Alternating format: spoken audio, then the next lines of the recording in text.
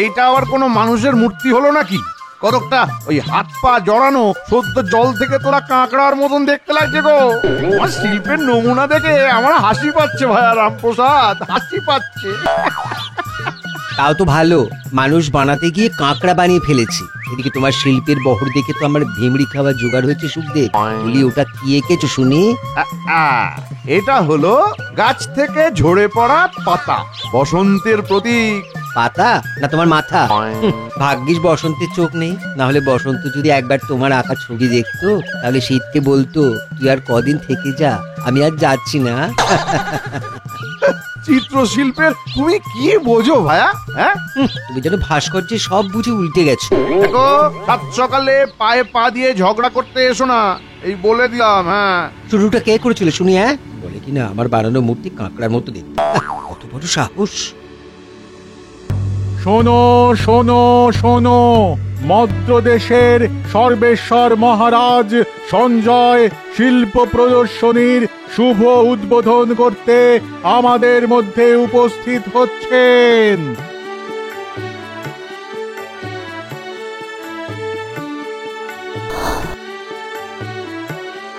মন্দ্রদেশ সবসময় শিল্পীদের মর্যাদা দিয়ে এসেছে। ভগবানের পরে কেউ যদি তাঁর সৃষ্টির মাধ্যমে পৃথিবীর বুকে আঁচড় কেটে যেতে পারেন তাহলে তিনি হলেন একজন শিল্পী। আর সেই রকম কয়েকজন শিল্পীর সৃষ্টিকে এক ছাতার তলায় নিয়ে আসতে পেরে আমি গর্বিত। জয় মহারাজের জয়, জয় মহারাজের জয়। চলুন মহারাজ, এবার মদ্রদেশের শিল্পীদের সৃষ্টিগুলো একটু নিজের চোখে দেখে নেওয়া যাক। বেশ তো, চলো মন্ত্রী, চলো।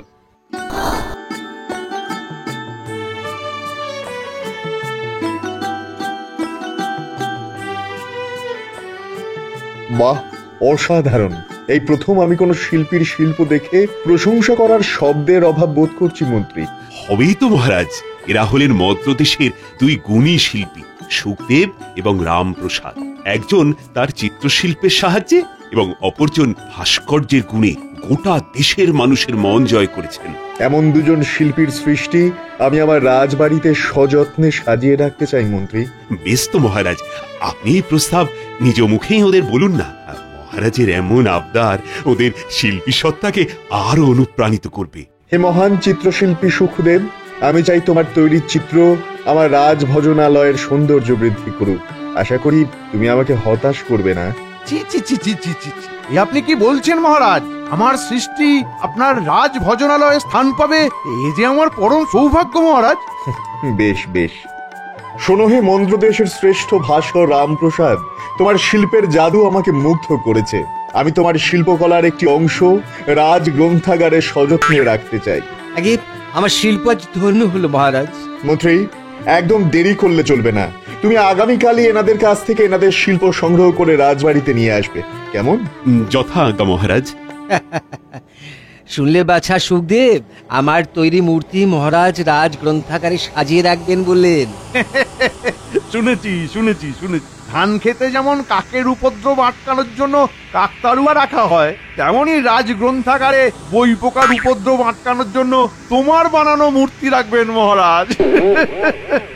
কি তুমি আমার শিল্পকে কাকতাড়ুয়ার সঙ্গে তুলনা করলে? বেশ করেছি। আর আমার তৈরি চিত্র মহারাজ রাজ ভজনালয়ে সাজিয়ে রাখবেন বলেছেন। হ্যাঁ, কোন শিল্পীকে কতটা মর্যাদা দিতে হয় সেটা মহারাজ সঞ্জয় খুব ভালোই জানেন।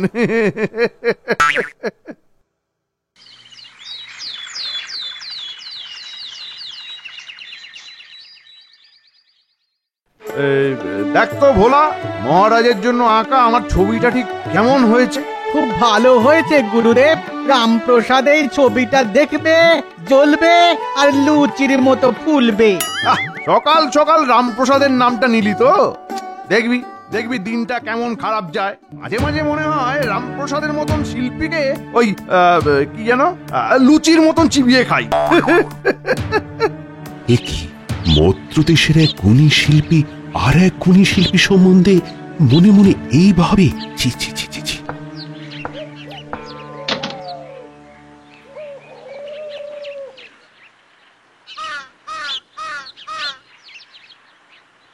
ইচ্ছে করে ওই বেটা সুখদেবকে এই ছেনি হাতুড়ি দিয়ে এরকম ঠুকে ঠুকে ঠুকে শাস্তি দিই। ঠিক বলেছেন হুজুর, ওই সুখদেবটার বড্ড বার বেড়েছে। ঠিক বলেছিস। ওই সাদা কাগজে তুলির আঁচড় কাটলে এই শিল্পী হওয়া যায় নাকি?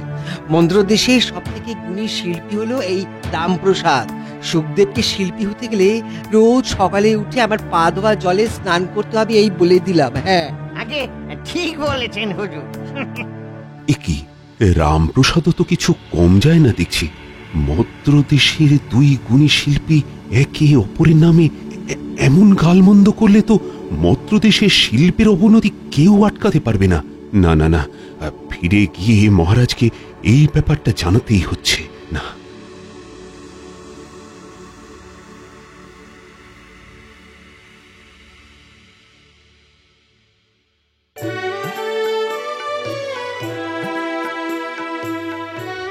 বাহ মন্ত্রী, এত তাড়াতাড়ি তুমি ওদের শিল্প সংগ্রহ করে নিয়ে আসবে আমি ভাবতেই পারিনি। আগে শুধু শিল্প নয়, সঙ্গে করে আরো কিছু এনেছি মহারাজ। কি এনেছো? মদ্র দেশে দুই গুণী শিল্পী একে অপরের সম্পর্কে কি ধারণা পোষণ করে সেইটা জেনে এসেছি মহারাজ। তবে শুনুন। সকাল সকাল রামপ্রসাদের নামটা নিলি তো? মাঝে মাঝে মনে হয় রামপ্রসাদের মতন শিল্পীকে ওই কি যেন লুচির মতন চিবিয়ে খাই। এ কি, মদ্র দেশের এক গুণী শিল্পী আর এক গুণী শিল্পী সম্বন্ধে মনে মনে এইভাবে ছি ছি ছি ছি ছি। মন্দ্র দেশের সব থেকে গুণী শিল্পী হলো এই রামপ্রসাদ। সুখদেবকে শিল্পী হতে গেলে রোজ সকালে উঠে আমার পা ধোয়া জলে স্নান করতে হবে, এই বলে দিলাম। হ্যাঁ, এ কি, রামপ্রসাদও তো কিছু কম যায় না দেখছি। সে কি, এ বড় দুর্ভাগ্যের ব্যাপার। না না, একজন শিল্পের অনুরাগী হয়ে এটা কিছুতেই মেনে নেওয়া যায় না। মন্ত্রী মন্ত্রী তুমি এক্ষুনি চিত্রশিল্পী সুখদেব এবং ভাস্কর রামপ্রসাদের কাছে জরুরি সন্দেশ পাঠাও। বলো মহারাজ সঞ্জয় ওনাদের সঙ্গে একান্তে কথা বলতে চান। যাও, দেরি করো না মন্ত্রী, দেরি করো না, যাও। আজ্ঞে মহারাজ। মহারাজ, আমাদের হঠাৎ জরুরি তলব, মানে কিছু। আমাদের তৈরি শিল্পে কি আপনি সন্তুষ্ট নন মহারাজ? না না, সেসব কারণ নয়, অন্য কারণ আছে। গতকাল আমি স্বপ্নে প্রকৃতি দেবীর দর্শন পেয়েছি। দেবীর নির্দেশ অনুযায়ী আমি একটি আলয় নির্মাণ করব বলে মনস্থির করেছি। তোমাদের কাজ হবে তোমাদের প্রধান অস্ত্র মানে তোমাদের শিল্পের সাহায্যে প্রকৃতি দেবীর আলয়কে সুসজ্জিত করে তোলা। এটাই কারণ তোমাদের জরুরি তলবের। তোমরা এই গুরুদায়িত্ব কাঁধে তুলে নিতে পারবে তো? আগে পারবো মহারাজ, আপনি আমাদের উপর চোখ বন্ধ করে ভরসা করতে পারেন। বেশ, সামনের পূর্ণিমায় আমি ওই আলোয় প্রকৃতি দেবীর পূজা শুরু করতে চাই। তাই আজ থেকেই তোমরা তোমাদের কাজ শুরু করে দাও।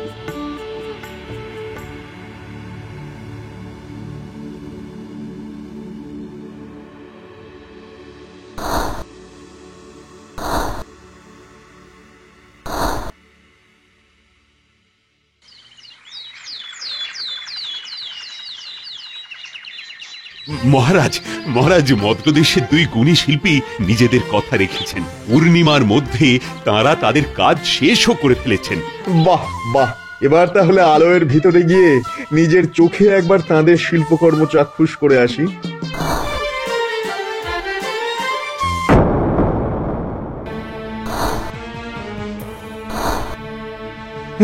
ছি ছি ছি ছি ছি ছি ছি, আমি যেটা মনে মনে ভেবেছিলাম সেটাই যে এমন নিষ্ঠুর ভাবে সত্যি হয়ে যাবে আমি আমি কল্পনাই করতে পারিনি। এসব কি? আগে সেটাই তো বুঝতে পারছি না মহারাজ। কোন শিল্পীর আমার উপর রাগ আছে নিশ্চয়ই, সেই এসব করেছে। আমার শিল্পেরও তো একই অবস্থা মহারাজ। নিশ্চয়ই ওই মদ্র দেশের কোন শিল্পী আমার শিল্পকে হিংসা করে, তাই সে এমন করেছে। কিন্তু এই আলোয়ের ভিতরে ছিল একমাত্র তোমরা। তোমরা একে অপরের শিল্পকে সম্মান করতে নাই পারো, তা বলে একে অপরের শিল্পের এমন অমর্যাদা করবে আমি ভাবতেই পারিনি।